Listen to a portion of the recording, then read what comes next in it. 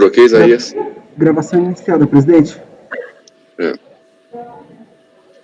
Boa tarde, voltamos no intervalo. Já encerramos a sessão dessa quinta-feira. E agora à tarde a gente vai retornar todos os itens que ficaram para trás, todos os processos que ficaram para trás, e vamos votá-los.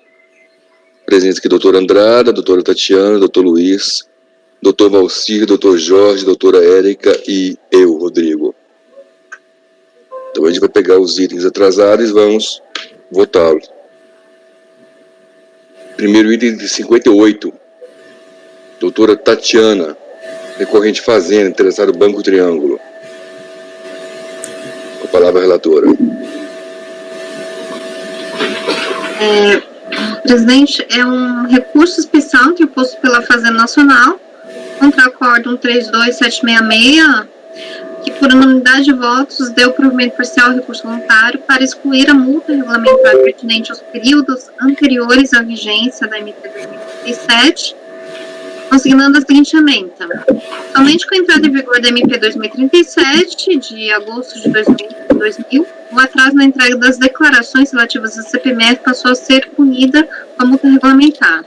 A Fazenda Nacional interpôs recurso, trazendo em síntese que a multa pelo descumprimento de obrigação acessória depende de previsão legal, que estaria inserida no Decreto-Lei 2124, de 84. Em despacho dos folhas tais foi dado seguimento ao recurso da Fazenda. Embargos foram postos pelo sujeito passivo em face do referido acórdão, requerendo que sejam conhecidos e acolhidos. Em despacho, os embargos foram inadmitidos. O sujeito passivo apresentou recurso especial, né? Em ofício, pede o sujeito passivo depois que os autos processos sejam remetidos para julgamento do recurso especial. Por quê? Porque ele apresentou depois da existência, tá? Do recurso especial, bem como renúncia. Então, só tem o recurso especial da Fazenda. Posso passar para o voto? Sim, perfeitamente. Tá. Então, o recurso da Fazenda, eu estou conhecendo, tá? Estou conhecendo porque eu concordo com o despacho de admissibilidade do recurso, para mim tá bem evidente, tá? Eu vou passar aqui, e quanto ao mérito, eu estou expressando aqui minha concordância com o entendimento do acordo recorrido, tá? Porque eu vou ler uma parte porque eu só copiei a parte que interessa, então tá bem curtinha. De plano, deve-se dizer que não há no autos qualquer referência ao Decreto-Lei 2124 de 84. Sua leitura permite enxergar que a autorização é para o ministro e não para o secretário da Receita Federal, que o documento que informar a existência de crédito tributário constituirá a confissão de dívida instrumento hábil suficiente para sua cobrança executiva. Essa autorização deferida ao ministro logo foi por ele repassado ao secretário da Receita Federal por meio da portaria 118 de 84. Esse desde logo que estes são atributos próprios da DSPF, declaração criada essa sim sobre o abrigo deste decreto-lei e da subdelegação ministerial. Ora, a se aceitar o argumento da decisão de primeira instância e a falta de menção do dispositivo legal definidor da penalidade, esse é que já no momento da criação da CPMF, que foi em 96, tá? O decreto que eles estão falando é de 80 e pouco. Existia autorização legal de mais de 10 anos para que sobre ela também pudesse o ministro do Estado da Fazenda e que está o próprio secretário da Receita Federal instruir obrigações acessórias, que o descumprimento dessas obrigações acessórias já tinha penalidade específica, previsse que o documento que eu formalizasse teria as características de título executável. Se assim não era, por que a Lei 9.311, de 9.6, expressamente conferiu essa atribuição ao ministro? Mas, por que a portaria 106 afirma-se fundada nesse dispositivo e não no Decreto-Lei 2124? Por fim, se baseia na própria Lei 9.311, mantém-se vale a aplicação da penalidade que está associada a descumprimento de obrigações acessórias instituídas com base no Decreto-Lei. Já se vê que parece um exagero pretender-se preencher uma lacuna legal a falta de previsão de multa da Lei 9.311, que só veio a ser sanado com a MP 2037, recorrendo-se a um outro ato que nada tem a ver com a obrigação ali criada.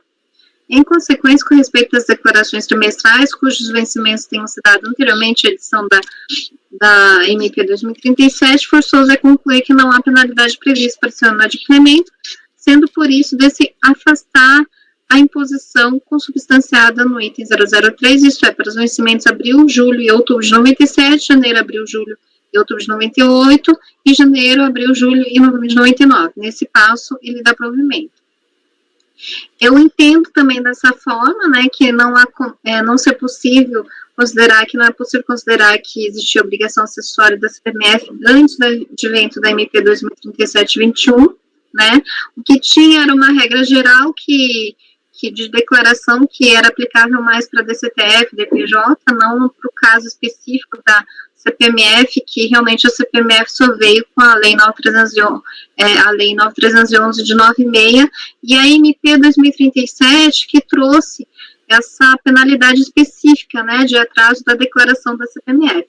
Então, por isso que eu voto por negar para depois deposto pela Fazenda. Desculpa, eu não me recordo a gente já ter votado isso, tá? Mas eu não sei se a gente já votou ou não, tá? Esse processo estava com vista para mim. Ah, desculpa. O processo estava com vista para mim da sessão passada. Eu achava que a gente não tinha votado isso e pedi vista. O doutor Luiz Eduardo havia votado em fevereiro desse ano, acordo 9303-010-190. Eu adoto o mesmo entendimento esposado por ele, vou ler só a razão dele. Por fim, é de se ressaltar que, de fato, a multa pelo descumprimento de obrigação acessória depende, sim, de previsão legal. E, no presente caso, a previsão está inserida no Decreto-Lei 2.124 de 84, como acima reproduzido, como força de lei.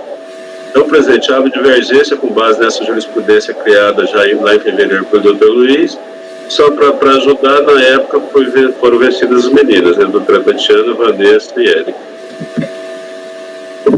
Obrigada, você não me recordava. Se não, Andrada. Então, o doutor Andrade está abrindo divergência para dar provimento ao recurso. Doutor Luiz. Presidente, existia uma previsão de multa para quem não entregasse declarações. Essa previsão é lá atrás, ela existe. E é claro que essa previsão se encaixou com a determinação de entrega da nova declaração. Depois veio uma outra lei criando uma punição, uma multa específica. E ela, é claro, afasta a multa geral. Ela não criou uma multa nova. Foi esse o meu entendimento no 9303-010-190, que realmente está aqui aberto. Eu não me lembrava do número, doutor Andrade, eu me lembrava de ter estudado o caso, né? Aí facilitou. Eu acompanho a divergência aberta pelo doutor Andrade. Doutor Balsi. Com divergência. Doutor Jorge. Com a divergência. Doutora Érica. Com a relatora. Também já voto com a divergência. Então, por maioria de votos, negou-se provimento, por maioria de votos, deu-se provimento ao recurso especial interposto pela Fazenda, vencidas as conselheiras Tatiana e Érica. Voto vencedor, doutor Andrade, doutor Luiz. Posso fazer, 9303-010-190. Doutor Luiz Eduardo. Item 59. Doutor Andrada Márcio Canuto. Recorrentes T4F Fazenda, retirado de pauta por solicitação do patrono. Item 60. Recorrente Fazenda. Interessado Rádio e Televisão Record, retirado de pauta por solicitação do patrono. 61. Recorrente Fazenda. Interessado Arcos Dourados Comércio de Alimentos Limitada, vulgo McDonald's, retirado de pauta por solicitação do patrono. Item 62, recorrente RD Empreendimentos Imobiliários, interessado Fazenda, de minha relatoria, retirado de pauta por solicitação do patrono. Item 63, recorrente, Roseli Aparecida de Brito, interessado Fazenda, retirado de pauta por solicitação do patrono. Item 64, recorrente, Carlos Martim Loura Garcia, interessado Fazenda. Vou colocar na pasta.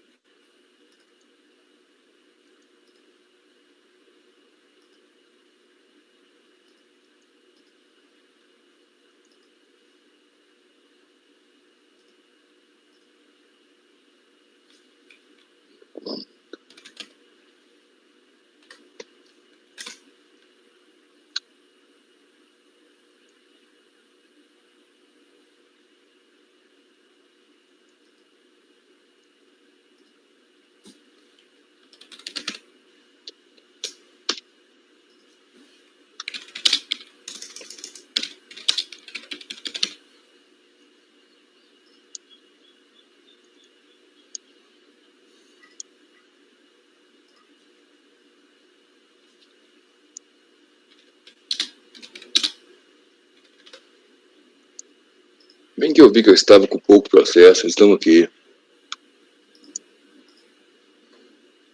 Então, 64 já está na pasta.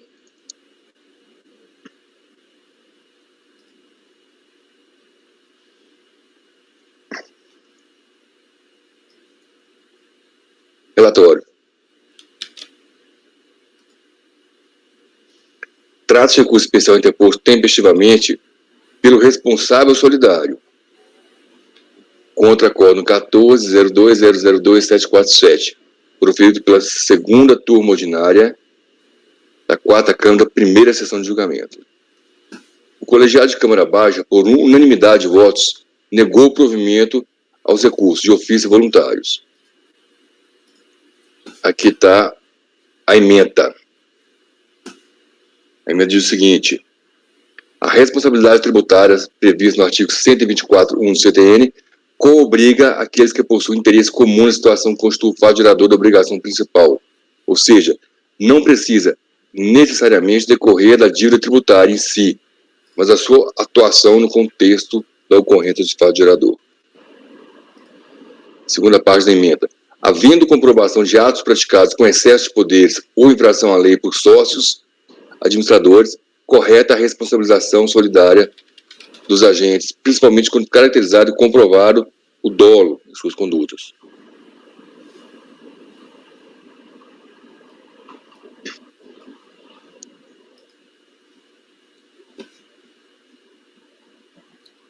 Intimado do acórdão, o responsável solidário interpôs recurso especial, suscitando divergência quanto à imputação da sujeição passiva de terceiros nos termos do artigo 124.1 do CTN. Presidente, posso levantar uma questão de ordem? Sim. Falou maior. Esse auto de infração aí, ele foi lavrado para exigir imposto de renda, PIS, COFINS, contribuição social e imposto de renda na fonte. O auto de imposto de renda retido na fonte é 48 milhões de reais. Os outros não são tão grandes. Agora, não sei se se aplica a responsabilidade, porque a discussão aqui é só responsabilidade. Só. Né? Aí vocês decidem se continua. O lançamento, eu não sei se essa pessoa também é responsável por tudo, né? Ou só por parte, sei lá. Se na dúvida, se quiser seguir, pode seguir. Essa é somente responsabilidade, o caso...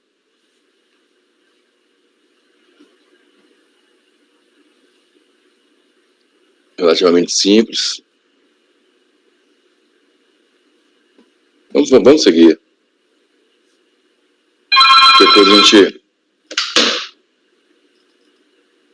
Depois a gente acata algum embargo aí.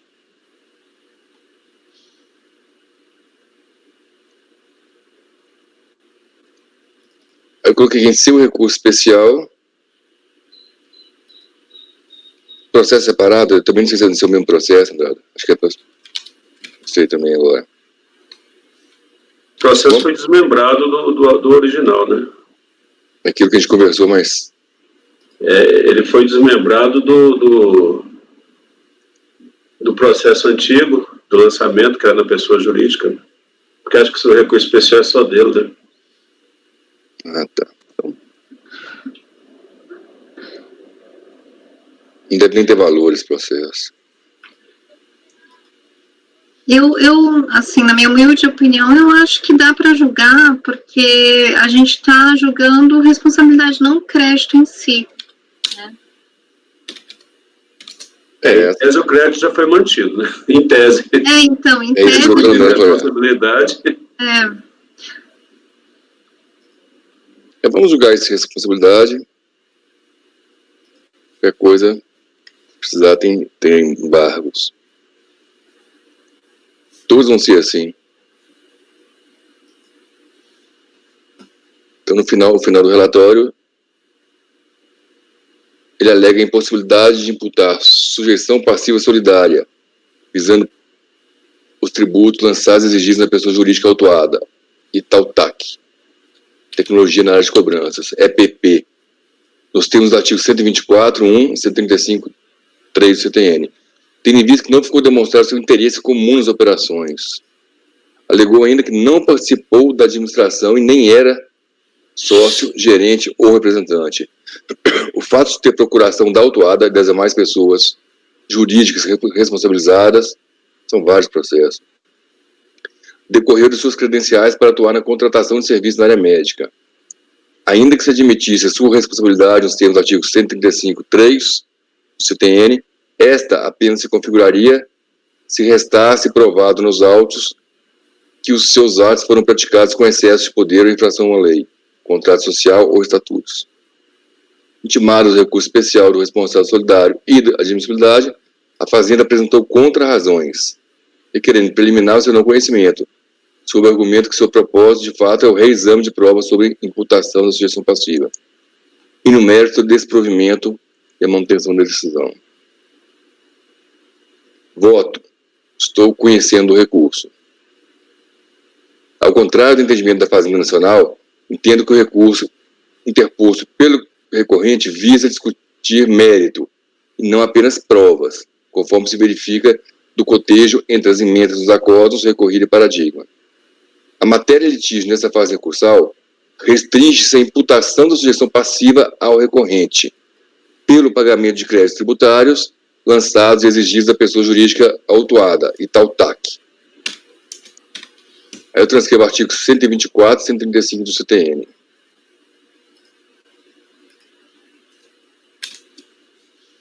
No presente caso, conforme demonstrado nos autos, mais especificamente no termo de verificação fiscal, as folhas 6.588, 6.650 e folhas 7.404 e 7.501, o recorrente Carlos Martim Loura Garcia era, de fato, operador de esquema fraudulento. Era ele quem tomava decisões e também se beneficiava dos recursos da Itálica Saúde, desviados por meio de contas da autuada.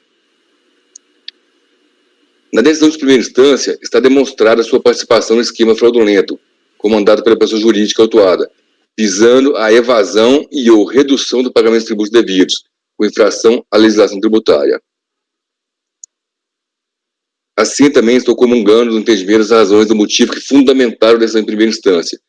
Em face dos princípios da economia e celeridade, vou adotar aqui também o fundamento do voto da primeira instância, porque ele faz uma análise minuciosa de mais de 300 itens.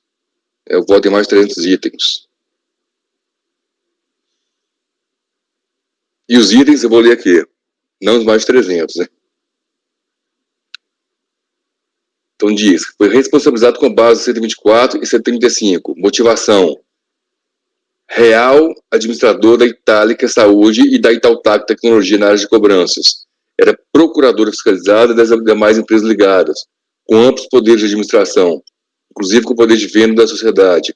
Era quem tomava decisões e também o real beneficiário dos recursos da Itálica, desviados por meio das contas da Italtac, ou retirados em espécies e aporte em planos de previdência privada, dentre outras formas, conforme detalhe o termo de verificação fiscal. Assevera que suas qualificações profissionais o credenciam a prestação de serviços para a Itálica, mas que na qualidade de sócio administrador da empresa consultoria, ou ainda como procurador de algumas pessoas físicas e jurídicas que detêm alguma ligação com a Itálica, isso, não há motivo suficiente para que detivessem poder de controle ou decisão sobre as atividades delas, que sua indicação como mentor de um modus operandi para favorecer sua negação de impostos e contribuições, bem como os elementos de provas e processos administrativos e inquisitivos, não se sustenta e não estão presentes requisitos para a responsabilização solidária que trata os artigos 124 e 135. Seria legal.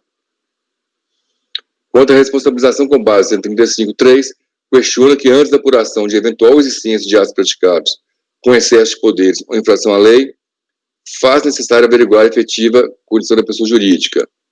Esse final aqui eu vou soltar, vou direto nos fundamentos.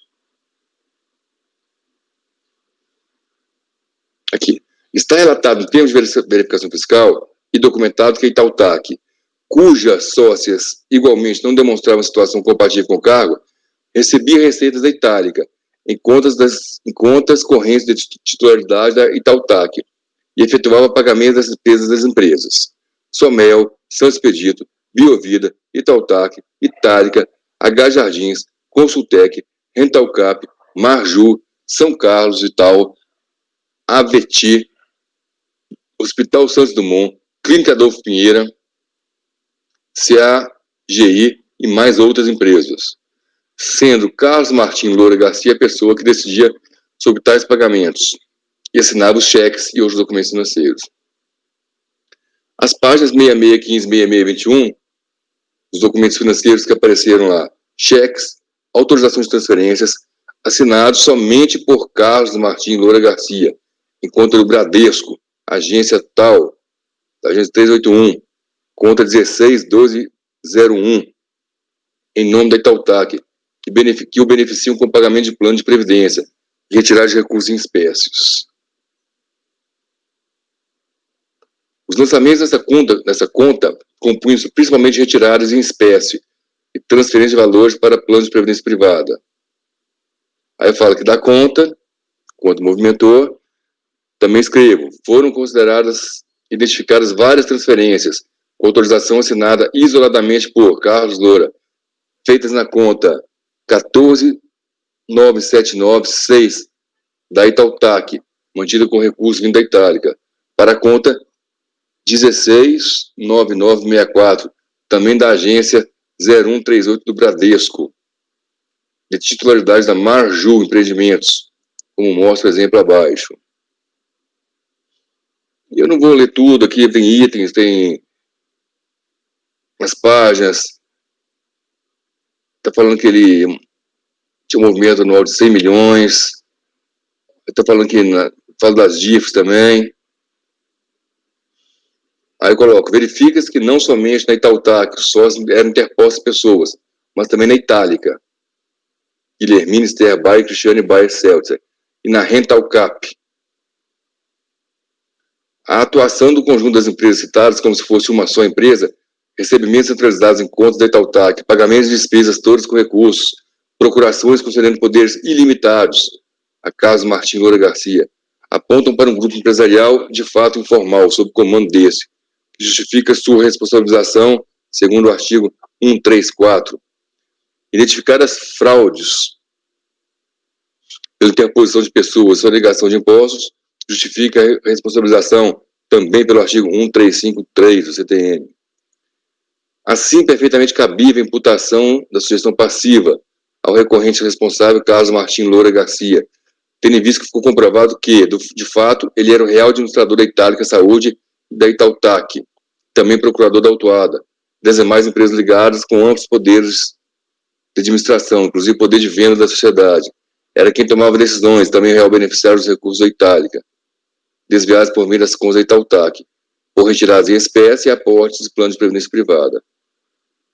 As ações praticadas por eles, descritas anteriormente, configuram sonegação e fraude nos termos do artigo 71 e 72 da Lei 4.502. Então, aqui não estou revalorando provas, não estou especificando provas, somente pegar as que foram já valoradas e detalhadas na instância ACOR, e estou negando o provimento do recurso do recorrente. Doutor Andrada. Gente, acompanha o relator. Doutor Tatiana. Tá. Aqui eu tô vendo que ele foi imputado, então, a ele o artigo 124.1, né, que tem que demonstrar o interesse, né? Isso, 135 também, nesse caso.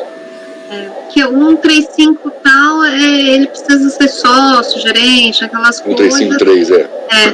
Nesse caso aqui, pelo que eu vi, o colegiado ACOB, como bem colocou o relator aqui, entendeu que a prova, os elementos apurados pela fiscalização foram suficientes, né, para demonstrar o interesse financeiro e para enquadrar no artigo 124, né. Então, assim, considerando que a gente agora está analisando o caso específico dele, e o colegiado ACO já fez essa análise das provas, eu acompanho o relator. Doutor Luiz. Presidente, está me chamando aqui uma atenção.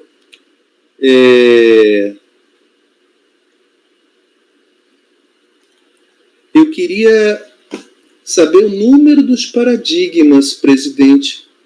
Eu não achei aqui o número do paradigma. Por quê? Para mim é muito importante esse tipo de situação que o senhor descreveu no mérito, dificilmente vai se repetir nos paradigmas. Cada um vai ter uma instrução probatória diferente. E nesses casos eu não costumo conhecer, porque aí não é mais questão de divergência, mas sim uma terceira instância. Então eu estou aqui, abri o despacho de admissibilidade, é um despacho de admissibilidade diferente, que é da primeira sessão, estou tentando ler. Da primeira sessão é diferente dos nossos. A Fazenda alega isso. Paradigma 1301-002761. Obrigado. Onde é que você achou isso tão rápido, doutor? Eu estou tentando aqui. Aqui, responde logo na segunda página aí. Ótimo. Acordo do paradigma 1301-02-761. Eu vou ver se ele é da mesma empresa. Se for da mesma empresa, aí tudo bem, a mesma situação fática. Eu acho que o doutor Luiz tem razão, porque o paradigma, doutor Luiz, lá na ementa desse paradigma que está transcrito aqui no despacho de admissibilidade, uma das emendas fala o seguinte, que, no caso, agentes fiscais não comprovaram qualquer infração funcional praticada pelos seus administradores, por violação da lei ou do Estatuto Social. Agora, na parte da responsabilidade tributária, na ementa traz que a responsabilidade tributária prevista no artigo 124 CTN pressupõe a partilha do mesmo fato gerador pelos interessados, o que não se configura com a presença de um simples interesse econômico da responsabilidade na prática, né? O que eu coloquei aqui que ele visa discutir o mérito, porque essa parte de prova não vai ser os mesmos fatos exatamente. Presidente. Se alguns fatos, espera um pouquinho, que eu uso alguns fatos, que são aqui, ele tem outro paradigma, dizendo que não cabe 124.1, e aqui ele diz que cabe 124.1, essa é a diferença. Isaías? Tá certo. Eu entendi, presidente. Presidente, Sim, Isaías. O item 64 está aqui como retirado de pauta. Eu ia falar isso, presidente. Nas minhas anotações aqui, eu verifiquei, mas só que na tabela aqui da pauta, ele não consta retirado de pauta. Aqui mas não, no site... não consta também, não. É verdade, está naqueles e-mails que a gente recebeu. Está naqueles e-mails. Então, Isaías, você dá uma ajuda para a gente aí, porque a pauta está vindo realmente sem isso aí. Então, o item 64 foi retirado de pauta por solicitação do contribuinte. Isso, presidente. O item 65, recorrente Fazenda, semelhante também. Álvaro Luiz Munareto, não consta como retirado. Consta aí para alguém? Não, presidente. O 65 está a ser julgado. Então, o 65 também está aí na paz. Até bom que o doutor Luiz vai olhando o caso da admissibilidade. Perfeito. Eu olhei, presidente, quero refazer aqui, porque o que acontece é que no paradigma 124 afasta o interesse econômico como aplicabilidade do 124. Diz que ele tem que ser alguém que participa do fato gerador. E o que a gente entende é que se ele teve interesse em praticar o ato, ele está solidário, teve interesse. Entendi. Então, realmente dá para conhecer. Então, independentemente das provas, aquela comprovação tem a primeira ementa, né? Foi um critério de interpretação do que é o 124. Aí eu entendo, perfeito. A maioria deles é assim, é coisa nova pra gente nesse tipo de admissibilidade. Perfeito. Eu admito, tá, presidente? Tá, saiu de pauta, mas só para deixar claro. Item 065. Traz recurso especial interposto tempestivamente pela Fazenda contra o acórdão 1401 também, de 22 de 1 de 2016, proferido pela turma ordinária, primeira turma ordinária, quarta Câmara, primeira sessão. O colegiado de Câmara Baixa, por unanimidade de votos, negou o provimento do recurso voluntário da pessoa jurídica e, por maioria de votos, deu provimento dos recursos voluntários dos responsáveis solidários, nos termos da emenda produzida a seguir, na parte que interessa. Então, por isso que a Fazenda está recorrendo. Responsabilidade pessoal. A atribuição da responsabilidade pessoal dos sócios, nos termos do artigo 135, deve se calcar numa conduta individualizada de cada um deles. Não é suficiente para a constatação geral da omissão, mesmo qualificada pela intenção, com a aplicação da multa qualificada. E agora 124, que é interesse comum. O simples fato de ser sócio, por maior que seja a sua participação, não caracteriza o interesse comum previsto no artigo 124 do CTN. Do contrário, sócios sempre deveriam ser incluídos no rol dos responsáveis, e não fariam sentido as previsões de atribuição específica da irresponsabilidade dos sócios, previsto no CTN, como responsabilidade no caso de sociedade de pessoas, no caso do artigo 134. Intimada, a Fazenda interpôs recurso especial, sustando divergência jurisprudencial quanto à exclusão da imputação da sujeção passiva dos sócios administradores da pessoa autuada, nos termos do artigo 135.3 do CTN. Em seu recurso especial, alegou em síntese que, ao apresentar, transmitir DIPJ e DCTF para os anos calendários 2008 e 2009, com valores muito inferiores aos efetivamente oferidos e devidos, e ainda a existência de depósitos bancários de origem não comprovada, no valor de, estava aqui, 16.238.000, os sócios administradores agiram com infração à lei. Esses dois fatos caracterizam conduta dolosa prevista no artigo 71 e 72 da Lei 4.502, justificando a responsabilização dos administradores da pessoa jurídica. Intimado do acórdão, intimado do acórdão recorrido do recurso especial da Fazenda e da admissibilidade, o contribuinte e responsáveis não se manifestaram a respeito. Então, eu estou conhecendo o recurso, não houve manifestação contrária. O recurso interposto pela Fazenda atende aos requisitos de admissibilidade. Não houve contra-razões, basicamente isso aí. A matéria de litígio nessa fase recursal restringe-se unicamente à imputação da sujeição passiva aos sócios administradores. O CTN dispõe quanto à sujeição passiva, artigo 135, são pessoalmente responsáveis pelos créditos correspondentes às obrigações tributárias resultantes de atos praticados com excesso de poderes ou infração à lei, contrato social ou estatutos. No presente caso, conforme ficou demonstrado nos autos, os sócios responsabilizados pelo pagamento dos tributos lançados e exigidos da pessoa física autuada agiram ostensiva e continuadamente pelo menos 2 exercícios financeiros objeto da atuação com infração à legislação tributária. Nos anos calendários 2008 e 2009, em todos os meses, a pessoa jurídica, 1. Omitiu receitas operacionais decorrentes da sua atividade econômica. 2. Contabilizou a menor as receitas operacionais auferidas. 3. Lançou mais de 11.000 conhecimentos de transporte rodoviário de carga em seu livro de registro de saída e diário contábil com valores inferiores aos reais. 4. Declarou DIPJ e DCTF apresentada, transmitida, receitas e débitos tributários em valores muito inferiores aos respectivamente auferidos devidos. demonstrado e provado no relatório fiscal, auto de infração e RPJ, e reflexos, as folhas 80 e 103. No ano de 2008, a pessoa jurídica autuada oferiu receitas operacionais no valor de, está aqui, 24 milhões, tanto, sendo que o valor contabilizado declarado foi apenas de 4 milhões, que representa apenas 21,28% daquele total.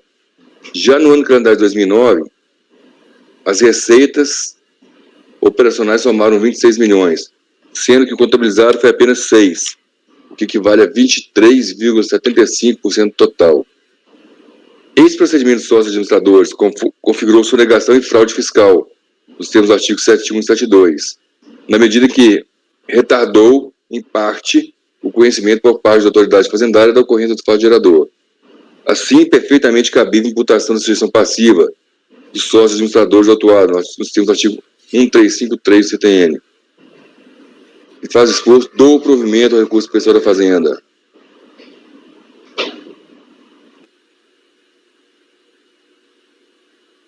Doutor Andrada. Acompanho o relator. Doutora Tatiana. Bom, o acordo recorrido por unanimidade trouxe em seu voto aqui que a imputação da responsabilidade deve decorrer de uma conduta de cada um dos responsáveis, né? O que não foi realizado pela autoridade fiscal. Não há, pois, como manter essas responsabilidades com base no artigo 135. Com relação ao interesse comum, o simples fato de ser sócio, por maior que seja a sua participação, não caracteriza o interesse comum previsto no artigo 124 do CTN. Do contrário, os sócios sempre deveriam ser incluídos no rol dos responsáveis e não fariam sentido as previsões de atribuição específica de responsabilidade a sócios previstas no CTN, como a responsabilidade no caso de sociedade de pessoas do artigo 134 do CTN. Eu estava fazendo uma pesquisa porque realmente eu peguei alguns também acordos bem parecidos em relação à responsabilidade, e eu fui ver que por unanimidade de votos, né, até na turma ordinária, tem até um acordo muito bem feito pelo Dornelas e pela Edeli, né, que é a conselheira fazendária, que eles sempre consideram, para fins de responsabilidade, né, do 135 e 124, a vinculação, né, e a conduta, né, do sócio e da pessoa física. Então, nesse caso, né, considerando que a GEDACO, por unanimidade de votos, considerou que não há comprovação e não há vinculação da conduta, né, com o que foi feito pela sociedade, e aí a conduta seria individual, eu peço, venha ao relator para divergir, né, porque eu concordo com o acordo recorrido. Doutor Luiz. Presidente, com relação ao conhecimento, esse é exatamente o palíndromo do que nós acabamos de discutir no anterior. Então, coerentemente, eu vou conhecer porque o paradigma diz: bastou a demonstração da conduta dolosa, consistente em agir com violação à lei ou com excesso de poderes para responsabilização do sócio. No paradigma, o que existia era, por mais de um período, a declaração era claramente quanto mais de inexata e sabidamente menores.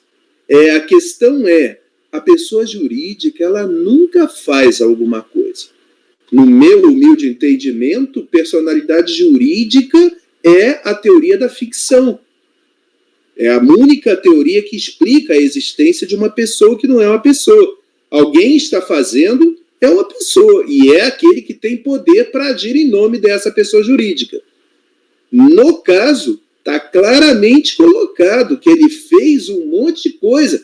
São 11 mil conhecimentos de transporte. Ele bota uma informação num lugar e bota outra na outra.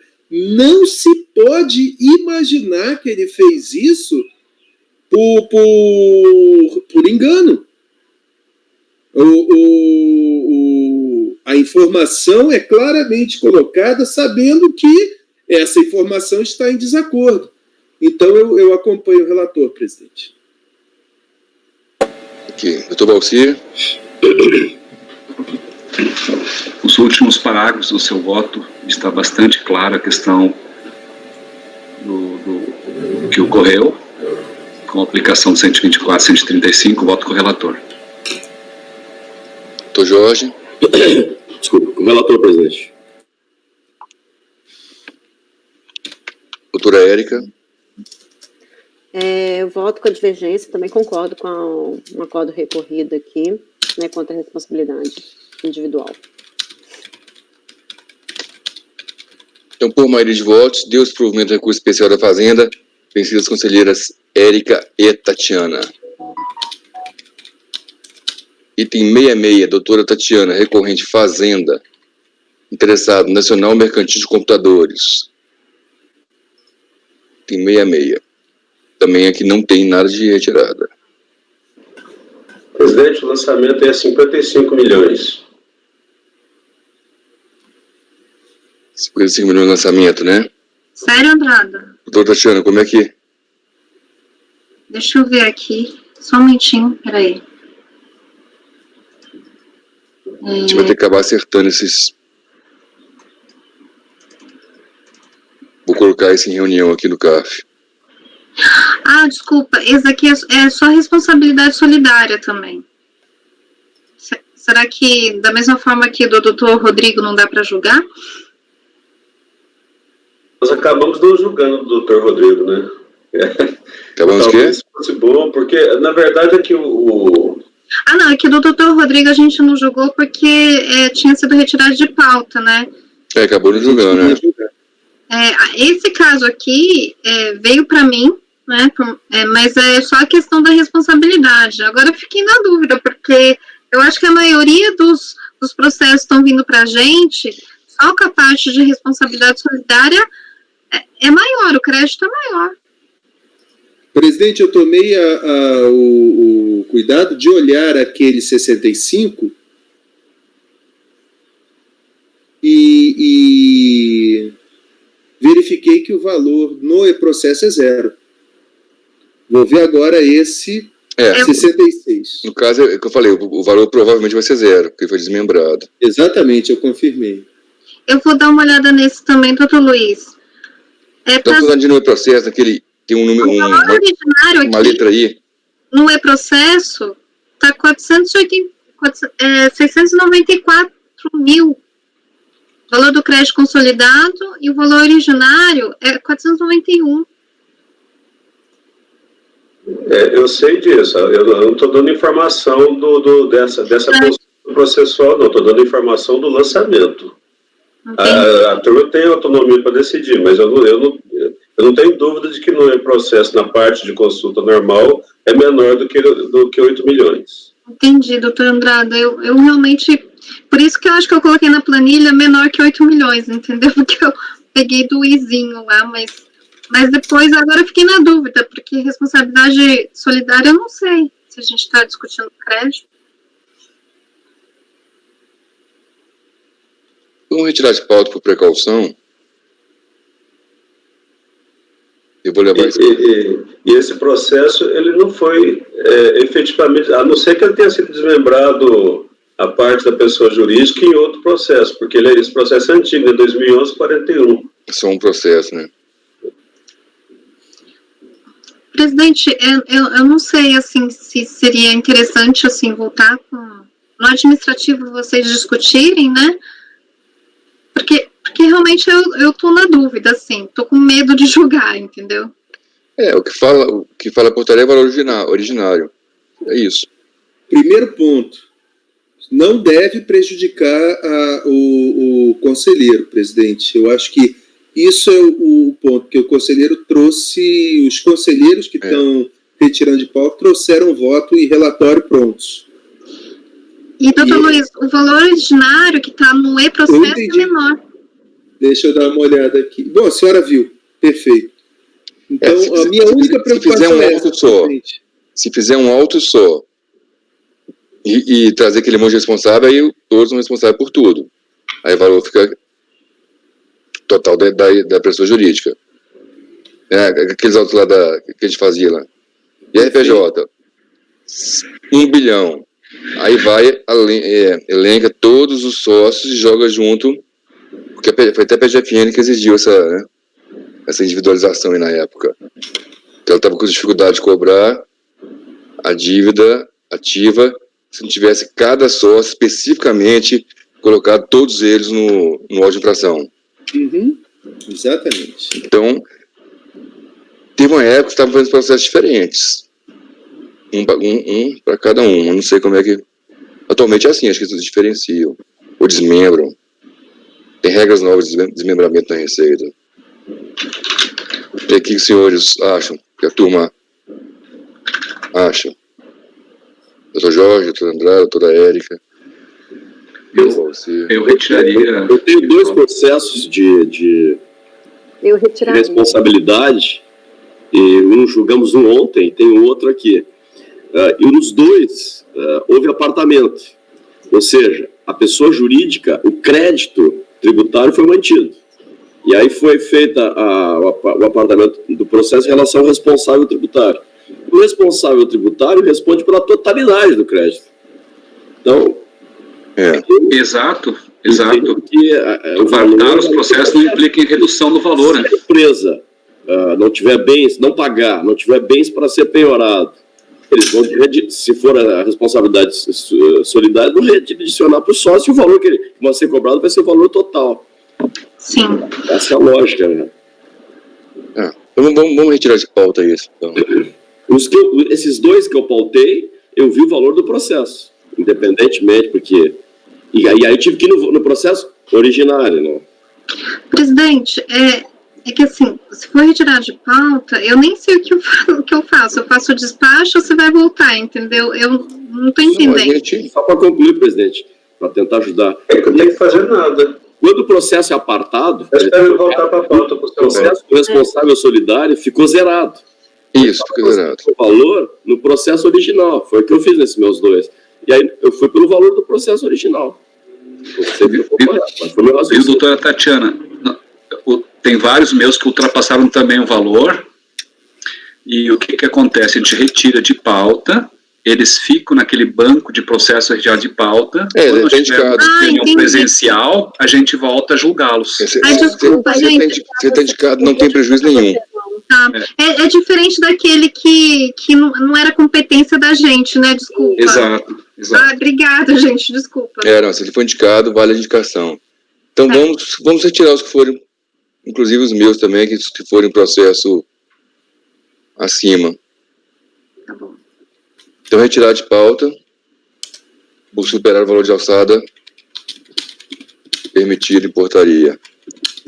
Item 67, recorrente fazenda, recorrida, ARV Marketing Eventos. Está na pasta. Alguém tem como olhar para mim aí o auto, porque eu estou usando o token para acessar o SA3 da Receita aqui que eu estou. O que tu quer, Rodrigo? Não tem como olhar para mim aí, Cé? Olhar o 67. Eu estou olhando aqui, professor. Recorrente fazenda, recorrida ARV Marketing. Que o meu token está logado aqui no SA3. 460 mil. Quanto? 460 mil. Isso é pouco.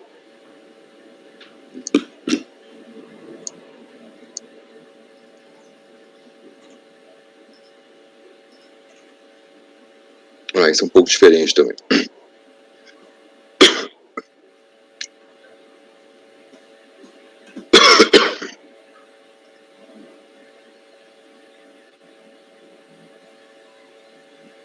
Trata-se de recurso especial interposto tempestivamente pela Fazenda contra o acórdão 1101001503 de 2011, proferido pela primeira turma ordinária da primeira sessão. Primeira Câmara, primeira sessão. O colegiado de Câmara Baixa, por maioria de votos, deu provimento a recurso voluntário interposto pelo responsável solidário do Sindicato Rural Alta Noroeste para excluí-lo.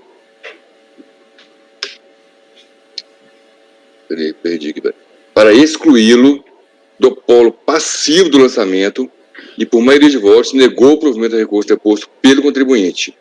nos termos da emenda reproduzida abaixo. Aqui fala, a lavratura do auto de infração não é o momento oportuno para decidir a respeito do cabimento da execução a ser proposta junto ao possível responsável solidário. A competência para análise e imputação de responsabilidade é do órgão administrativo responsável pela execução fiscal, no caso a PGFN. Foi por causa desses processos que a PGFN emitiu uma nota depois. Então, é um processo antigo, um processo de 2011, dificulta um pouco a gente julgar com a cabeça de 2020, processo de 2011, mas é o que a gente sempre faz aqui. Tinha essa discussão na Receita, se era necessário ou não, o doutor Luiz lembra disso, da necessidade ou não de logo, já no auto de infração, imputar a responsabilidade. E aqui, decidiu-se que não, que o auto de infração não é o momento para se imputar, esse é o paradigma não, esse é o recorrido. Intimado do acordo, a Fazenda interpôs recurso especial, suscitando divergência jurisprudencial quanto, aspas, acerca da possibilidade de análise pela administração tributária de eventual responsabilidade solidária de terceiros por débito de pessoa jurídica em situações elencadas pela lei, visando manter no polo passivo da obrigação tributária o Sindicato Rural de Alta Noroeste, que foi responsabilizado solidariamente quando da constituição do crédito tributário exigido pelo sujeito passivo. Em seu recurso especial, alegou, em síntese, que nos termos do artigo 142 do CTN, compete à autoridade administrativa realizar o procedimento administrativo fiscal em que se verifica a ocorrência do fato gerador da obrigação tributária, a matéria tributável, o montante do tributo devido, a identificação do sujeito passivo e, se for o caso, a aplicação da penalidade cabível. Assim, a identificação do sujeito passivo integra o procedimento administrativo fiscal, abrangendo tanto o sujeito passivo contribuinte como meramente responsável pela obrigação tributária, nos termos do artigo 121, do mesmo Código. Portanto, todos os elementos do lançamento estão sob exame das instâncias administrativas de julgamento, inclusive os recursos apresentados pelo responsável solidário, cuja legitimidade para integrar a relação jurídica tributária, impugnando, produzindo provas, decorre da própria relação jurídica material com o fato jurídico tributário ou com outro sujeito passivo. Recurso foi admitido, intimado do acórdão, do recurso especial da Fazenda e da admissibilidade, tanto a pessoa jurídica autuada como o responsável também não se manifestaram.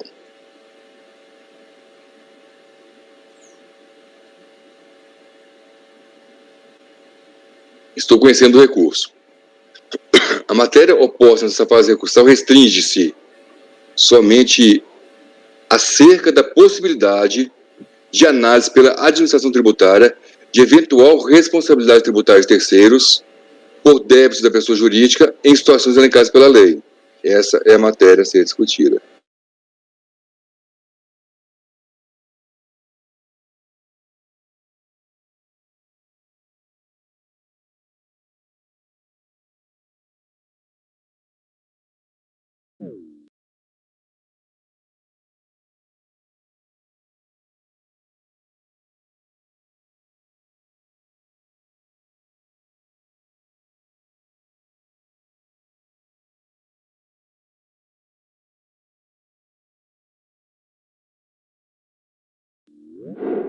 Voltou. O apoio voltou? Bom, O aí, apoio voltou. vamos perguntar aqui, Isaías, você consegue me ouvir? Sim, doutor. Consigo sim. Exato. Teve um Eu ia probleminha aqui na interromper, não internet. vou interromper, apenas registrei, presidente Isaías, eu apenas registrei que possivelmente a comunicação no prédio do CARF deve ter caído, porque tanto o senhor quanto o Isaías do apoio caíram ao mesmo tempo. Mas foi tão pouco tempo que os senhores já voltaram, não deu nem tempo de eu conseguir interromper a gravação. Foi rápido. Eu estou sugerindo continuar daqui. Não vai prejudicar em nada. Se vocês quiserem, eu mando o... Bom, eu estou gravando igual, ou seja, precisando... tem uma gravação. Então, Ok, doutor, podemos continuar. deu nem tempo de dar o F5. Ele mesmo já caiu, ele mesmo já restabeleceu. Foi rapidinho a queda. O doutor Andrade também está com sinal ruim agora. Já que eu caí e voltei, vou olhar aqui de novo a qualidade. Tá ok? Aqui. Eu tô tranquilo aqui. Estou te ouvindo. Pronto, já gerenciei a qualidade novamente, porque eu caí e tive que fazer de novo. Então, vocês entenderam perfeitamente qual que é a matéria oposta? Sim, Tá. Perfeitamente. Totalmente diferente da anterior. totalmente diferente. Isso. O Código Tributário Nacional se dispõe quanto ao sujeito passivo, o pagamento de tributo. Aí coloca o artigo 121. O sujeito passivo da obrigação principal é a pessoa obrigada ao pagamento de tributo ou penalidade. Parágrafo único. O sujeito passivo da obrigação disse: 1. Contribuinte, quando tem relação pessoal direta com a situação que constitui o fato gerador. Transcrevi também o item 142, que trata do lançamento. Já a portaria da Receita Federal do Brasil, 2284, que disciplinou essa portaria que eu estava falando, esqueci o número, 2284 de 2010, que disciplinou os procedimentos a serem adotados pela Secretaria da Receita Federal do Brasil quando da constatação de pluralidade de sujeitos passivos em uma mesma obrigação tributária. Assim dispõe a portaria. Artigo 2º. Os auditores fiscais da Receita Federal do Brasil, na formalização da exigência, deverão sempre que, no procedimento de constituição do crédito tributário, identificarem hipóteses de pluralidade de sujeitos passivos, reunir as provas necessárias para a caracterização dos responsáveis pela satisfação do crédito tributário lançado. Parágrafo 1º. A autuação deverá conter a descrição dos fatos e o enquadramento legal das infrações apuradas e do vínculo de responsabilidade. Artigo 3º.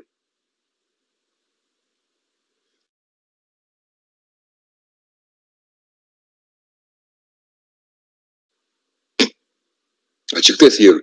Todos os autuados deverão ser cientificados no auto de infração. Foi aqui, foi em 2010 que deu a mudança. Com abertura de prazo para que cada um deles apresente impugnação. Parágrafo único. Na hipótese do caput, o prazo para impugnação é contado para cada sujeito passivo a partir da data que tiver cientificado do lançamento.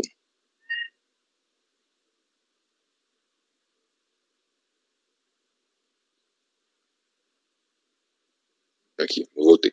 Segundo o artigo 142, citado e transcrito acima, a constituição do crédito tributário é competência privativa do auditor fiscal da Receita Federal do Brasil, mediante lançamento de ofício. Ainda, de acordo com esse dispositivo, a constituição do crédito tributário se completa com a identificação do sujeito passivo, o que inclui a lavratura do termo de sujeição passiva solidária de terceiro, quando caracterizada tal situação.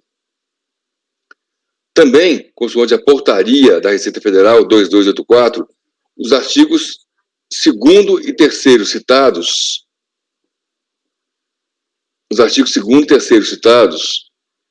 e transcritos anteriormente, compete ao autuante lavrar o termo de sujeição passiva, quando for o caso, intimar todos os interessados do lançamento. Ainda como parte do fundamento do meu voto, adoto excertos do voto condutor do conselheiro Claudemir Malaquias. Ele entrou aqui junto comigo. Diz o conselheiro Claudemir: o lançamento, conforme a própria codificação tributária, é procedimento composto por várias etapas, dentre as quais a identificação do sujeito passivo, expressão empregada pela codificação tributária no parágrafo único do artigo 121, para designar ambos, contribuinte e responsável. A condição de sujeição passiva, como de todos os demais elementos inerentes ao lançamento, estão sob controle exercido pelas instâncias de julgamento. Quando o lançamento de imposto de renda é exonerado, por exemplo, sob fundamento que a parte é imune, este fundamento é exclusivamente dirigido para afastar o aspecto da sujeição passiva. Neste caso, a pessoa não é contribuinte.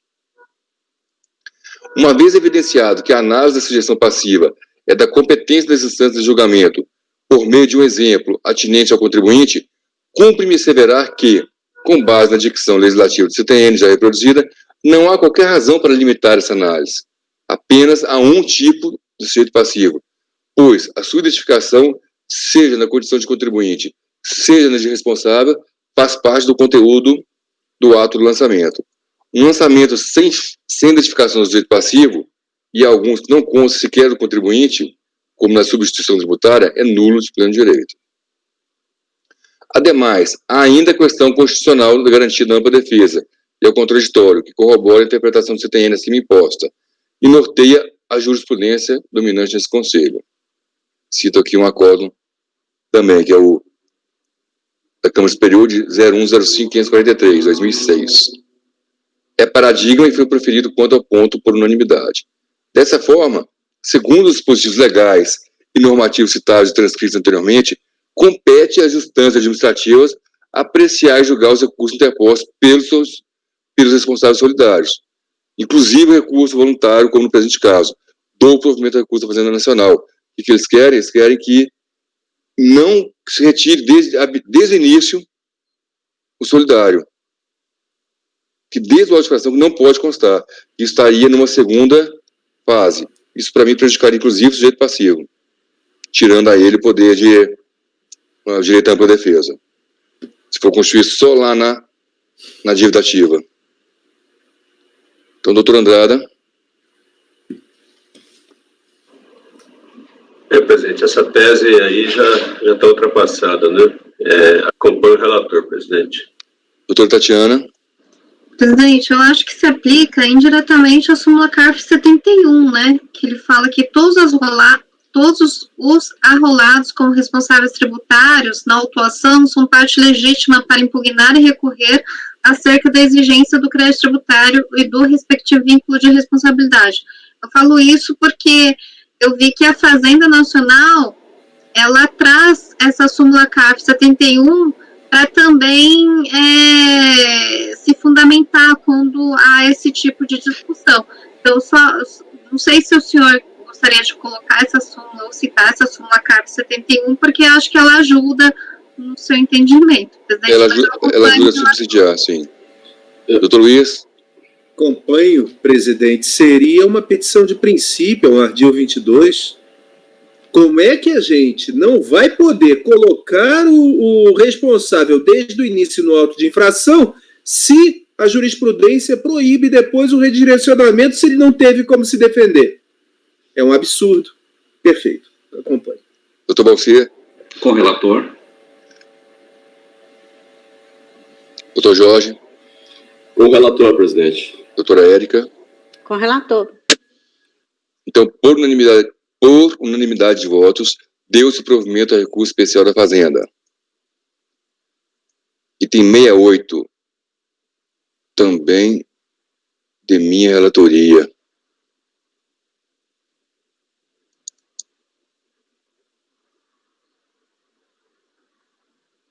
Só que esse que está aí não é o voto, não. Eu vou colocar aqui, voto real.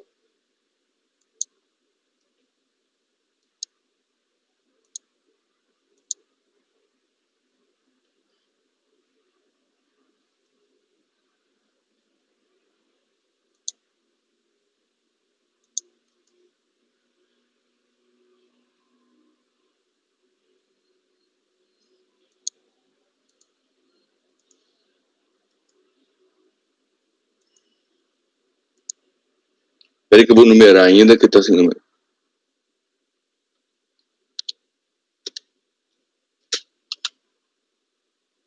Ixi, sumiu o nome aqui. Até, tá com 068 aí somente. Deletei aqui sem querer o resto do nome do arquivo. Qual o número aqui, presidente? Achei? Achei. Tá 068 somente aí. Isso. Tá aberto aqui já.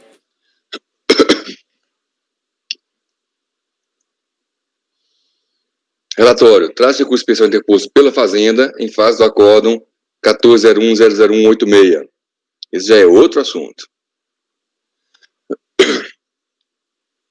Aí eu transcrevo a ementa que está gigante.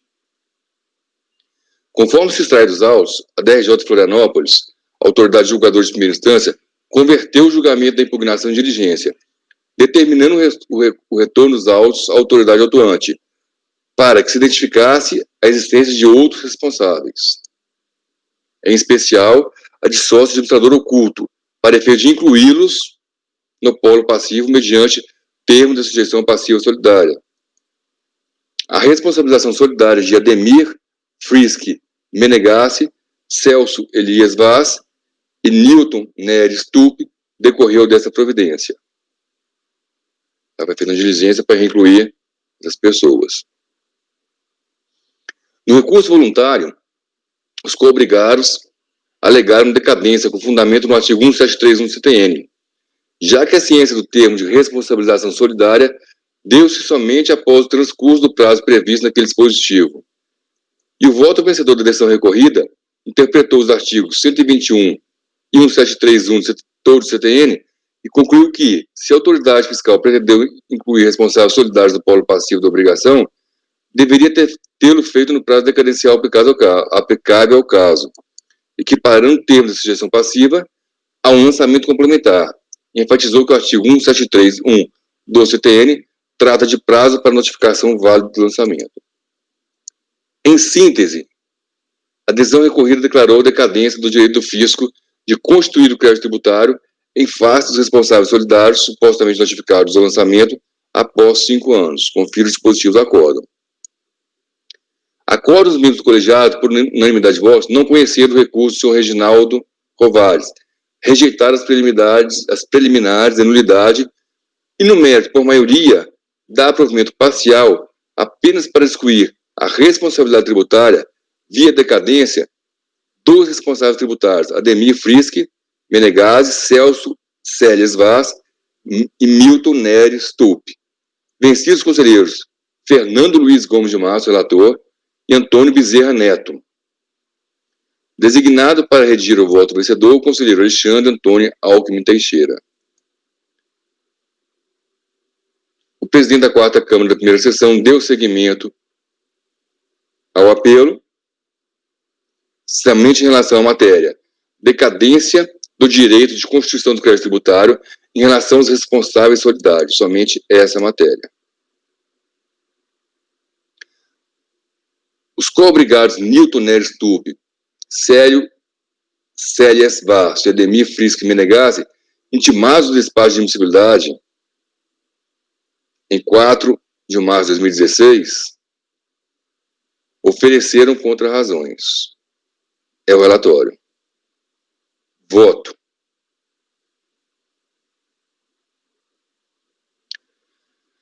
Preenchido todos os requisitos e respeitadas as formalidades, conheço o recurso especial nos termos que é admitido pelo presidente da primeira TO, da 4ª Câmara, terceira sessão. Deixe de conhecer as contrarrazões formuladas pelos coobrigados, porquanto oferecidos fora do prazo regimental. No relatório está especificada a data de apresentação. Conforme relatado, o dissídio interpretativo submetido à solução desse colegiado diz respeito à decadência do direito de constituição do crédito tributário em relação aos responsáveis solidários supostamente notificados do lançamento após o prazo legal de 5 anos, quando o crédito já estava devidamente constituído, quanto contribuinte. O contribuinte foi notificado dentro do prazo legal. Protegendo as teses em confronto, parece-me que a melhor interpretação da legislação tributária é defendida pela Fazenda. 2 pontos. Nos casos de responsabilidade tributária, o marco da contagem do prazo decadencial é a data da ciência do lançamento fiscal pelo sujeito passivo direto, sendo irrelevante para esse fim a data da ciência do lançamento pelos responsáveis solidários. É noção geral, o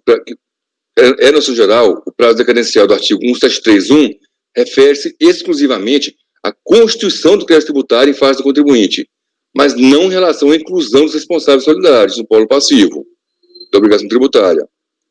Então, o que eu estou defendendo é isso. Ele foi regularmente notificado e depois foram incluídos alguns responsáveis solidários. 3. É que a responsabilidade tem natureza de obrigação jurídica de garantia, distinta da relação jurídica decorrente da obrigação tributária, embora ela seja vinculada. A propósito, observe-se a regra esculpida no artigo 1253 do CTN, que dispõe acerca dos efeitos da solidariedade em relação à obrigação tributária. Artigo 125. Salvo disposições de lei em contrário, são seguintes os efeitos da solidariedade. 3. A interrupção da prescrição em favor de um ou contra todos os coobrigados favorece ou prejudica os demais. Entendo que, mesmo o inciso 3 não mencione expressamente o Instituto da Decadência, é certo que também o abrange, considerando a similitude dos efeitos dos institutos da decadência e da prescrição. E também o fato do artigo 156 do CTN prever a decadência como causa de extinção do crédito tributário, juntamente com o pagamento, a remissão e a prescrição, todos abarcados no artigo 125. Luciano Amaro sustenta esse entendimento. Diz o professor Luciano. Finalmente, cuida do artigo 125 dos efeitos da interrupção da prescrição nas obrigações solidárias, estabelecendo que esses efeitos atingem todos os obrigados, ainda que o evento causador da interrupção tenha ocorrido em relação a apenas um deles. Isso significa que o ato de reconhecimento da dívida, que é o artigo 174, feito por um dos devedores solidários, implica a interrupção da prescrição também em relação aos demais solidários. Agora, aqui ainda o doutor Luciano, professor Luciano. Embora se fale em prescrição, o princípio informador da norma deve se aplicar aos prazos extintivos em geral. Por exemplo, no que respeita às normas sobre decadência. Se o sujeito ativo notifica um dos codevedores nos termos do artigo 173, parágrafo único, e com isso dá início ao curso da decadência do direito de lançar, esse prazo deve estender-se aplicável também em relação aos demais devedores solidários. A tese também encontra respaldo na jurisprudência do STJ, que admite a declaração de responsabilidade em momento posterior ao da constituição do crédito tributário, inclusive na fase judicial, mediante redirecionamento da execução fiscal. E, a prevalecer a tese da decisão recorrida, estaria decadente o crédito tributário, pois a notificação do devedor somente se implementou durante a execução. Por fim, não esqueçamos que a tese da decadência é instituto que visa estabilizar relações jurídicas, em decorrência da inércia do sujeito ativo, no exercício do seu direito de constituição do crédito tributário, mediante lançamento. No presente caso, não houve inércia alguma por parte da Fazenda, que empreendeu a ação fiscal, efetuou o lançamento e intimou o sujeito passivo principal, tudo dentro do quinquênio legal. À vista do exposto, afaste-se a decadência decretada na decisão recorrida. Com essas considerações, voto por dar provimento ao recurso especial interposto pela Fazenda. Doutor Andrada. Presidente, eu parabenizo pelo voto. Eu tenho exatamente esse entendimento. O que, na minha opinião, é o seguinte: o que decai é a constituição do crédito tributário. O crédito tributário estando constituído, a responsabilidade é consequência. Estando constituído dentro do prazo decadencial, a responsabilidade é consequência. Eu acho um pouco contraditório que eu vi umas decisões, acho que da segunda Câmara da Turma Superior, até unânime, entendendo pela decadência, numa situação idêntica, mas no final o voto ele faz uma ressalva lá, eu acho que é nesse voto mesmo, ele faz uma ressalva, tudo bem, decaiu, mas se o crédito for mantido e chegar lá na execução, a Fazenda pode redirecionar a execução para esses responsáveis que estão sendo excluídos agora. Aí eu pergunto, qual que é a vantagem de declarar decadência para essas pessoas e evitar que elas falem no processo administrativo para depois incluí-las posteriormente no processo judicial de execução? Eu acho que é prejuízo de defesa do contribuinte, inclusive, dos responsáveis. Então, presidente, acompanho o relator. Doutora Tatiana.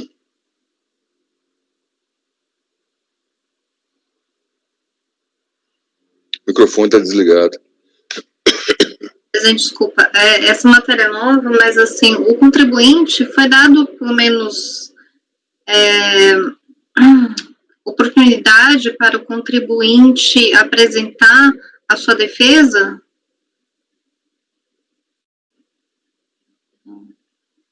Eu vou fazer o seguinte, porque como é a primeira vez que eu voto essa matéria, eu vou pedir vista, presidente. Parabenizo pelo voto.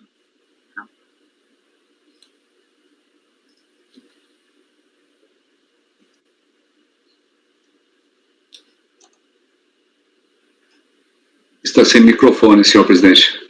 Desculpe. Vista a conselheira Tatiana, após o conselheiro relator dar provimento ao recurso, acompanhado pelo conselheiro Andrada.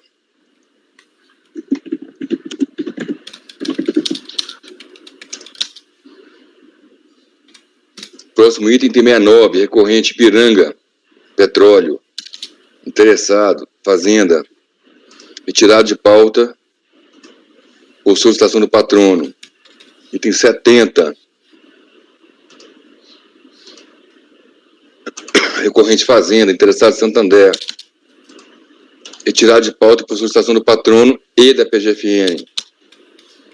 Item 71, já foi votado.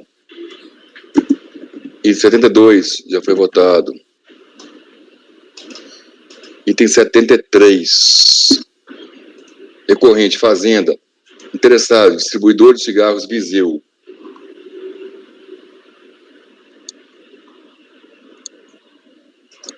Está na página já?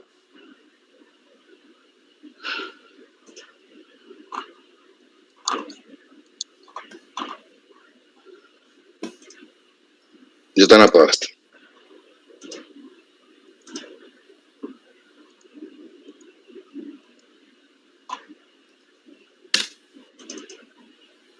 É o 150 e o 173. É, exatamente isso. Relatório. Traz de recurso especial de divergência interposto pela Procuradoria da Fazenda contra o acórdão 1201-00351 da primeira turma, segunda Câmara, primeiro CJU. Eles aplicaram aqui, de acordo com a emenda, o artigo 150, parágrafo 4º.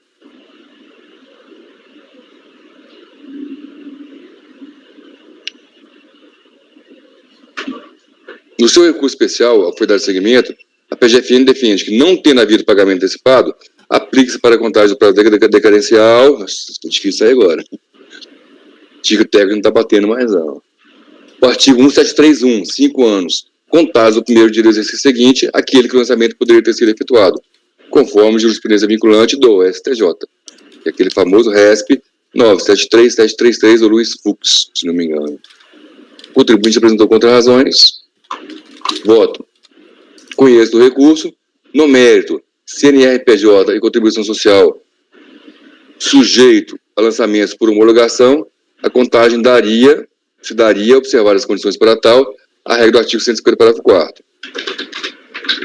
Não atendidas as condições, utiliza-se a regra geral do artigo 173.1. 5 anos contado do primeiro dia do exercício seguinte ao que o lançamento poderia ter sido efetuado. Fixada essa premissa, é saber qual das duas regras é aplicável ao caso concreto. Devendo ser observada a teor do artigo 62 do CARF, parágrafo 2º, adesão vinculante do STJ. Eu transcrevo aí. Para a solução do litígio, basta então saber se da ocorrência ou não de pagamento antecipado, ainda que parcial, sendo irrelevante que o débito tenha sido declarado a DIPJ. Pois ainda que se admitisse que a declaração seria bastante para afastar a regra geral, a DIPJ tem caráter meramente informativo, não se constituindo como DCTF em confissão de dívida. Não quer dizer que eu considero DCTF também não, mas estou fazendo apenas essa observação. O período aqui em discussão é o 4º trimestre de 98. Não houve pagamento, o que desloca o início da contagem do prazo decadencial para 1º de janeiro de 2000, tendo em vista que a ciência deu em 14 de 2004. Então, há que se manter a exigência. Voto por dar provimento ao recurso da Fazenda. Coloquei um parágrafo aqui só para quem faz diferença entre DCTF e DIPJ. Para mim não faz. Doutor Andrada. Acompanho o relator, presidente. Doutora Tatiana. Nesse caso, presidente, o senhor bem trouxe que realmente não tem DCTF, né? Não tem, Caso a senhora vote assim. Muito obrigada, eu acompanho o relator. Doutor Luiz. Presidente, minha dúvida é se não tem que ser com retorno, porque se está afastando a decadência, pode ter que olhar o mérito, né? Ela é uma prejudicial de mérito. Deixa eu ver aqui.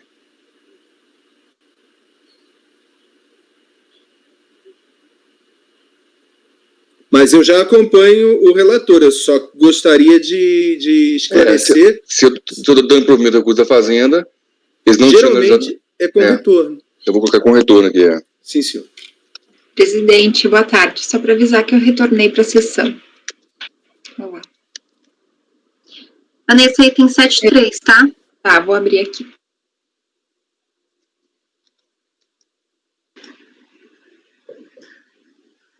O 73 é a questão do 150, parágrafo 4º, e o 173, inciso 1º, Vanessa. Aqui não houve pagamento. Mas tem declaração, né? Pelo que eu... Não tem declaração. Não tem declaração também. Tá, ótimo. Obrigada.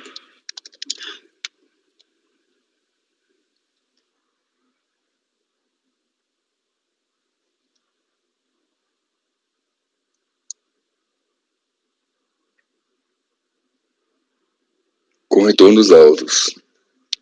Vou anotar um negócio aqui.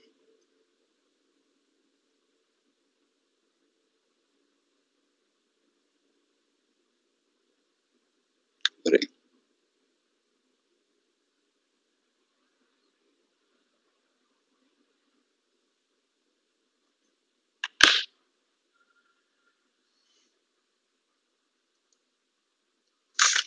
Então, estou voltando agora, doutor Valcia.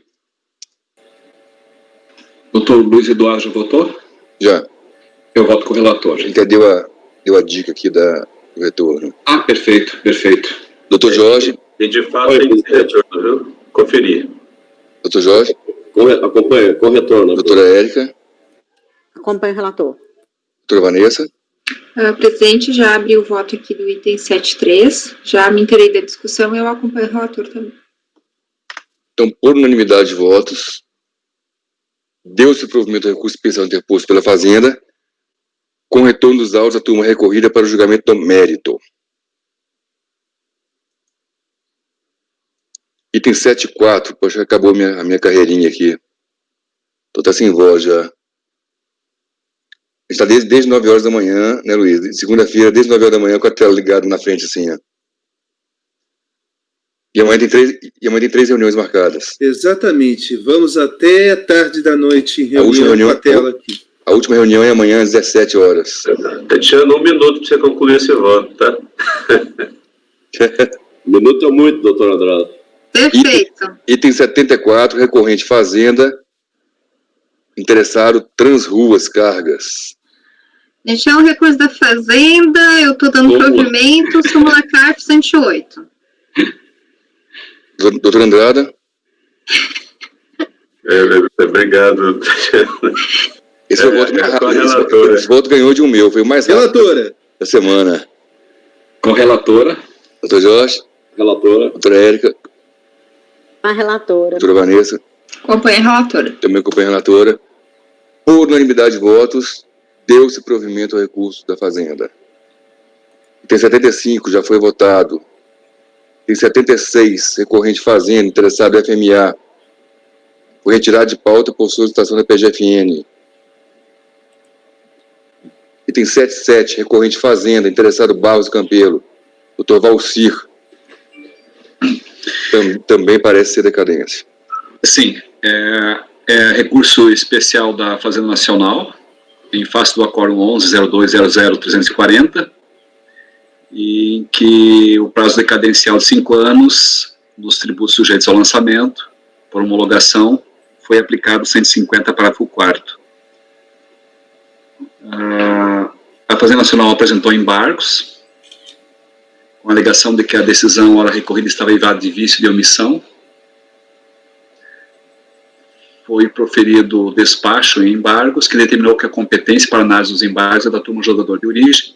Assim, o despacho em embargos, em 14 de dezembro de 2012, o presidente da segunda turma ordinária da primeira Câmara, da primeira sessão de julgamento do CARF, decidiu por não acolher os embargos, visto por não existir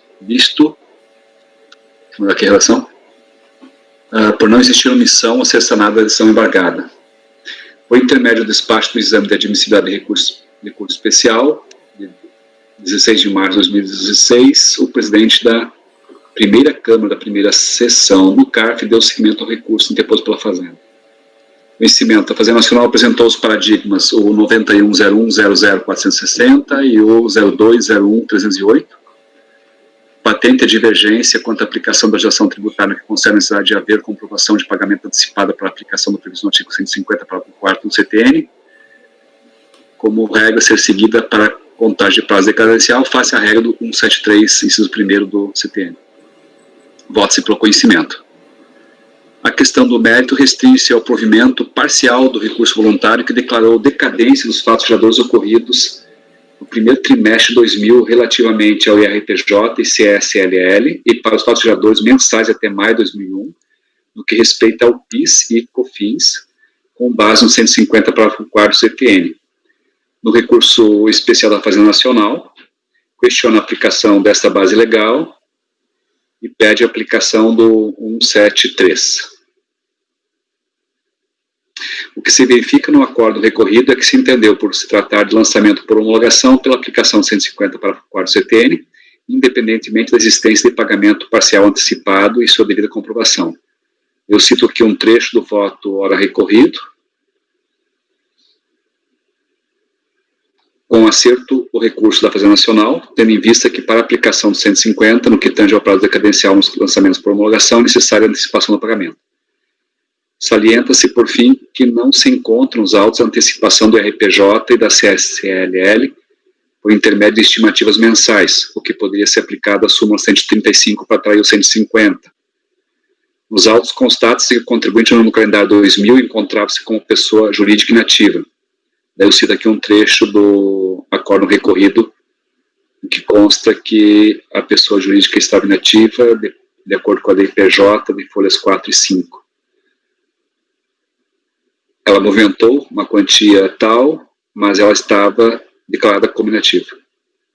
Nos autos, como não se constata o recolhimento antecipado de tributos, bem como não se verifica a demonstração desse recolhimento com provas hábeis e idôneas, o prazo decadencial deve ser regido por 173. Daí eu cito a emenda do acórdão 9303.007.820, da relatoria do conselheiro Rodrigo da Costa Poças, e voto, então, por dar provimento ao recurso especial da Fazenda Nacional. Esse é meu voto, senhor presidente. Doutor André. Parabenizo o doutor Rossi pelo voto. Teve o cuidado de olhar que a empresa estava declarando como inativa. Se ela estava declarando como inativa, certamente não tem DCPF e nem pagamento, né? Uhum. Então, acompanho o relator, presidente. Doutor Tatiana. Acompanho o relator, presidente. Doutor Luiz. Presidente, nesse caso eu entendo até despiciendo o retorno, porque não há alegação, além disso, na decisão recorrida. Em tese, é a mesma situação do voto do senhor. Estamos afastando a decadência, tem que olhar o mérito. Mas como o mérito é um só, porque ela estava inativa, me parece que é despiciendo. Mas eu deixo para o colegiado se manifestar, principalmente o relator, doutor Valcir, se por precaução ele não gostaria de determinar o retorno para que fosse ratificada a decisão de mérito também para os períodos considerados antes decaídos. Falo isso porque o doutor Heitor tem esse entendimento. Ele tem o entendimento de que, como a decadência é prejudicial de mérito, não houve manifestação sobre os períodos decaídos, ainda que a matéria seja única. Uhum. Então seria o caso de retorno, né? Eu perguntei. Você fez sua pergunta. Eu pensei que você estava afirmando. O doutor Rodrigo, no voto anterior, ele fez com essa redação, né? Isso. Do exposto, vota-se por conhecer do recurso especial da Fazenda Nacional e no mérito em lhe dar provimento. Não, mas eu acrescentei, com retorno dos autos, a turma recorrida. Ou instância quo, ou... Eu vou falar que eu, por precaução, sempre digo, dou provimento para afastar a decadência dos períodos tal, com retorno para manifestação do mérito. Isso. Doutor Jorge. Acompanho o doutor Valcir, presidente. Doutora Érica. Acompanho. Doutora Vanessa. Também acompanho o doutor Valcir, presidente. Também acompanho. Então, por unanimidade de votos, deu-se provimento ao recurso especial da Fazenda, com retorno dos autos à instância COR, ou a turma recorrida, tanto faz. Doutor Valcir, 78, recorrente, Calçados Malu,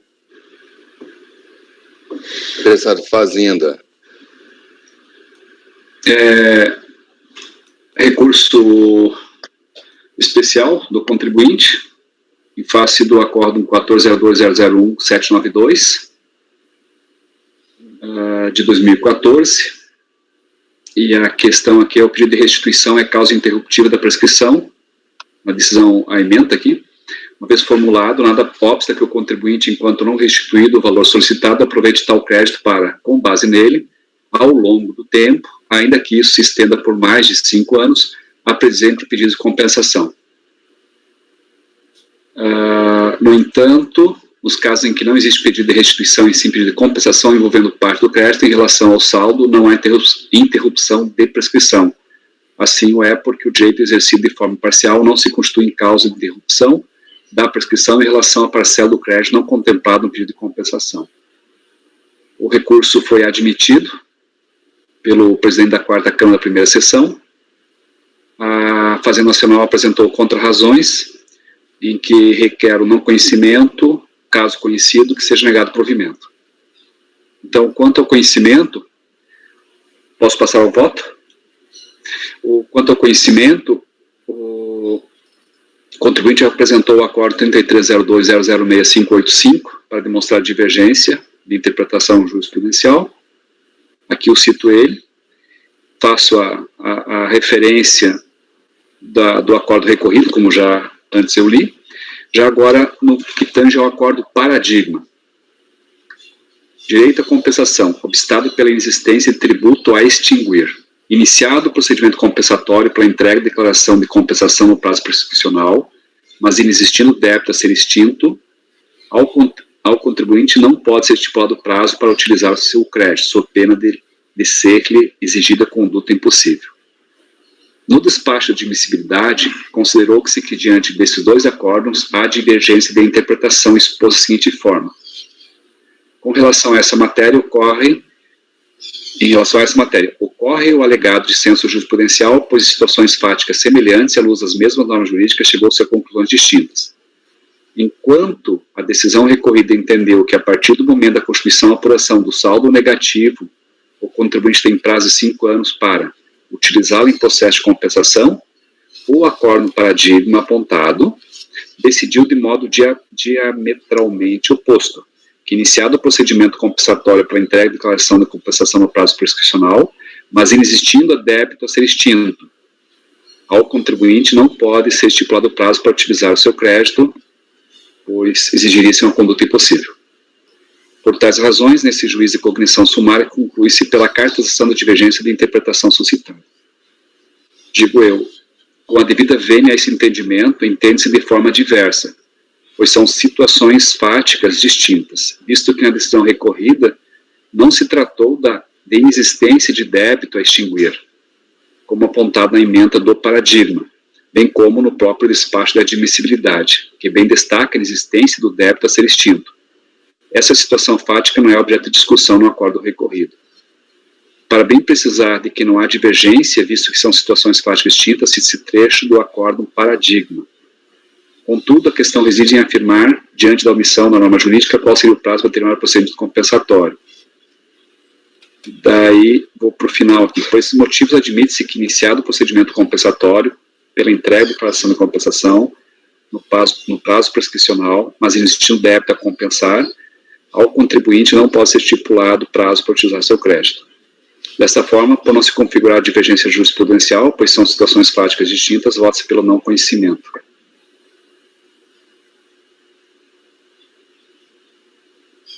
Eu acho que vai voltar, né? Presidente, eu concordo plenamente com o não conhecimento do recurso. Acompanho o relator. Doutora Tatiana. Presidente, eu também concordo com o não conhecimento. Doutor Luiz. Presidente, parabenizo o relator pela clareza, objetividade e profundidade do voto. É importante que nós tenhamos esse rigor na identificação da divergência a ser dirimida pela turma. Acompanhe. Doutor Valcir. Relator. Doutor Jorge. Acompanha, presidente. Está muito bom, muito claro o voto. Doutora Érica. Como relator, não conheço. Doutora Vanessa. Também acompanho, presidente. Também acompanho. Por unanimidade de votos, não se conheceu do recurso. Item 79 já foi votado. Item 80. Recorrente Curtume, Krumenauer. Doutor Valcir também, interessado em Fazenda.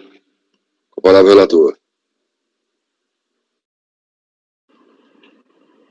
Posso alegar uma questão de ordem? Por favor.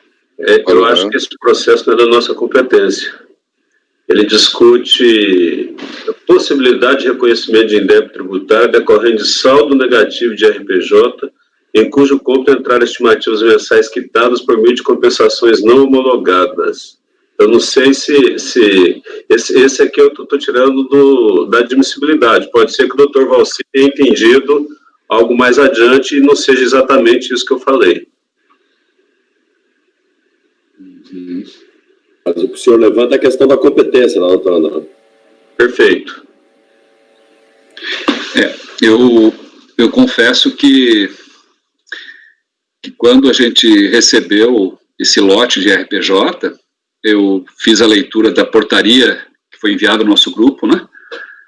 Mas eu não me atentei que ela tem uma limitação nessa competência. E acredito que nesse caso aqui está muito mais para a primeira sessão. Não seria nossa competência para discutir a questão de direito ou não direito à restituição da integridade do saldo negativo de RPJ. E a questão da homologação das compensações. Então o item 80 a gente vai retirar de pauta, por ser competência da primeira sessão.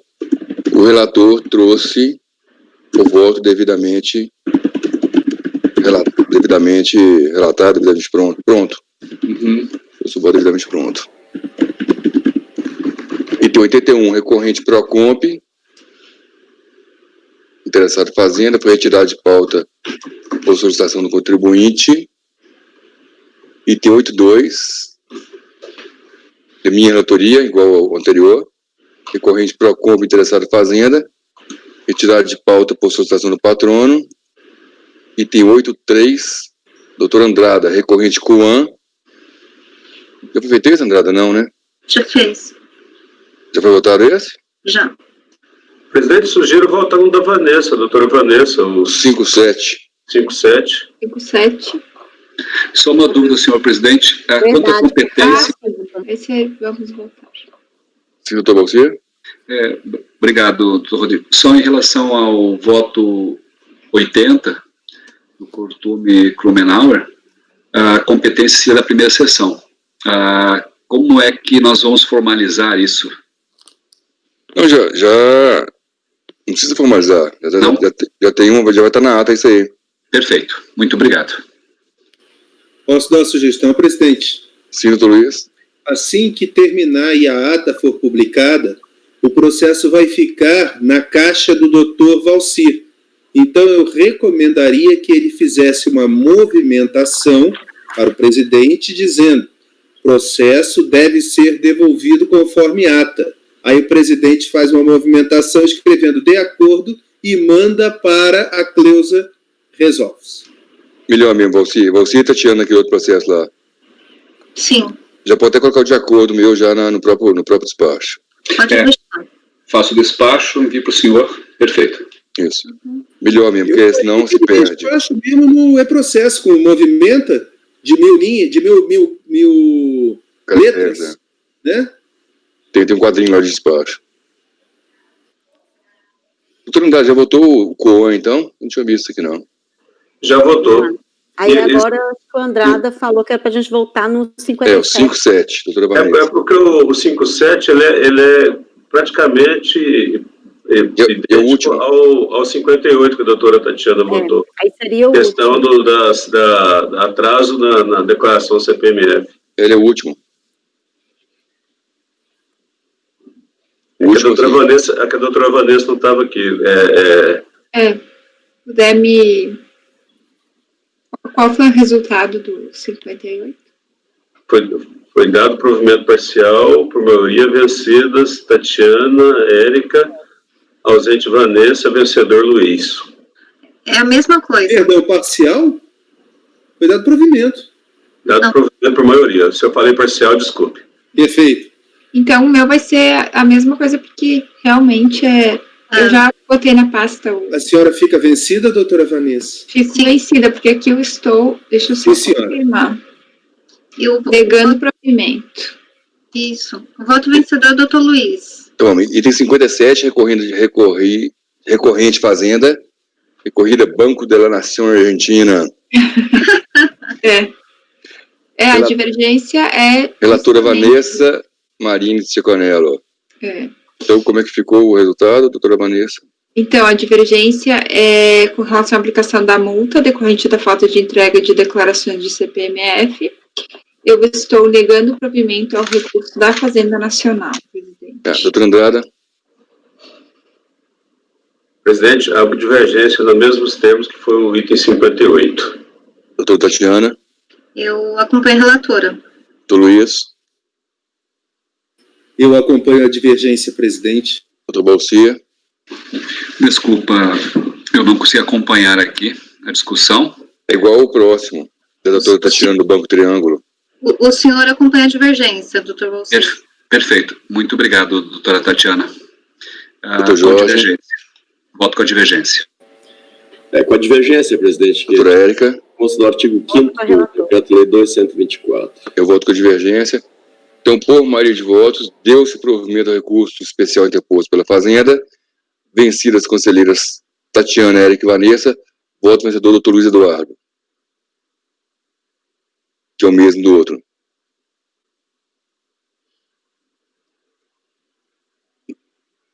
Agora, estamos na pauta do dia 15 de setembro de 2020, a parte da tarde, para votar os processos atrasados. Tá, então vamos dar um intervalo de 15 minutos, votamos 17h40. Beleza, obrigada. Presidente, o próximo